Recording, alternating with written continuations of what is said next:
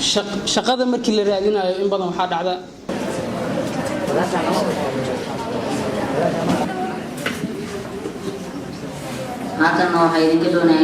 waxaan aad ugu faraxsanahay inaan ka soo qayb galo xaflad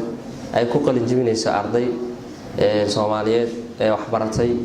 ardaydaas oo ka muuqata wajigooda sharaf iyo qurux iyo karaamo oo ah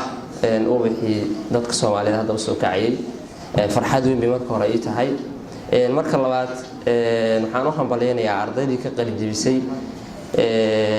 iskuulkan ama macadkan Darwiish oo macad inta badan culumta tiknoolajiyada bixiya aad aan u hambaleynayaa waxaan leeyahay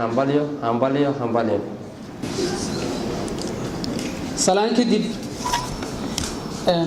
waxaan ku hadlayaa afka ardada horey ugu qalin jebisay macadka Darwiish International waxaan kamid ahaa ardadii ka baxday sanadka markuu ahaa 2011 waxaan halkan u taaganahay inaan ku hadlo afka ardada ka qalin jebisay macadka Darwiish waxaan rabaa inaan wax yar ka taabto فالعلم بالقراءة وتخليص أهمية القراءة فيما يأتي لابد أيها القارئ أن يلتزم هذه النقاط التالية يجب أن تحضر في ذهنك ماذا تقرأ 2 عليك معرفة ماذا تقرأ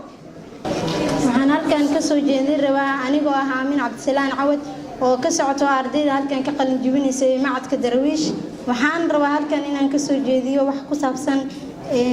desktop-ka of computer hard disk of computer waxaan sidatan 1 byte equal to binary digits 8 bytes waxay la mid tahay 1 byte 20 byte waxay la mid tahay 1 kilobyte 20 kilobyte waxay la mid tahay 1 megabyte 1 megabyte waxay la mid tahay 1 gigabyte waxaa jirta xigmad Soomaaliyeed oo dhahaysa haddii aad aragtid shimbir geed ku fadhida iskuma halaynayso laanta ay ku fadhida waxay isku halaynaysaa baalisheeda ay ogtahay inay ku duuli karto qofku markuu cilmi barto ama aqoon leeyahayna wuxuu la mid yahay shimbirta isku halaynaysa baalasheeda ee og inay duuli karto haddii laantu jabto qofka jaahilka ah wuxuu la mid yahay qof ku jira guri mugdiya agagaarkiisa oo dhan inta ku wareegsanna ay mugdi tahay qofka aqoonta lena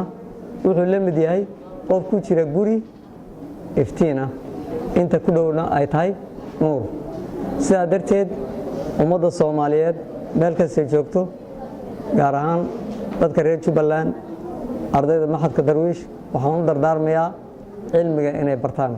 wiil Maxamed Cabdinaasir Maxamed Ciise ah oo maanta qalin jebintiisa ah macalinka shahaado gudbeysiinay aad iyo aad aan ugu mahad celinayaa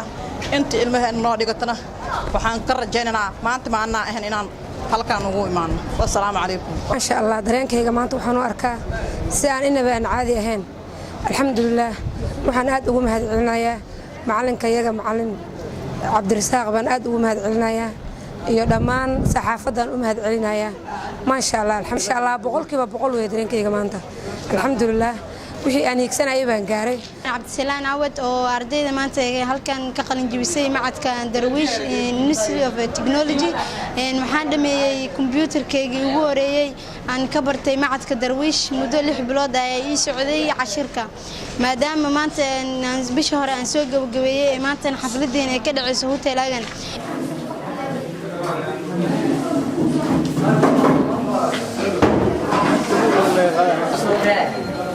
Let's go together.